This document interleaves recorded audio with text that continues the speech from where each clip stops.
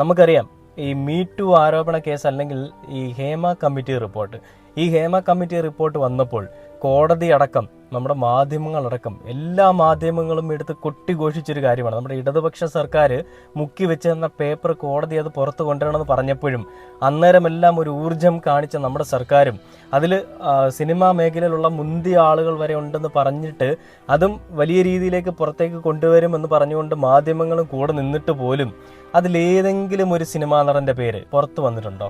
നാളിതുവരെ ഹേമ കമ്മിറ്റി വന്നതിന് ശേഷം ഏകദേശം 1 വർഷം ആവാൻ പോകുന്നു.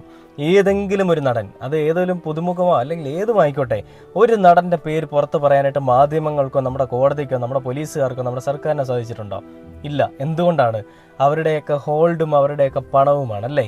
ആ ഒരു പണത്തിന്റെ മുകളിൽ ഒന്നും ഉണ്ടാവില്ല, പണത്തിന് മുകളിൽ ഒരു പരുന്തും പറക്കില്ല എന്നൊക്കെ പറയുന്നത് പോലെ ആ ഒരു കാര്യവും തേഞ്ഞു മാഞ്ഞങ്ങ് പോയി. പല ന്യൂസ് വന്നപ്പോൾ മാധ്യമങ്ങളും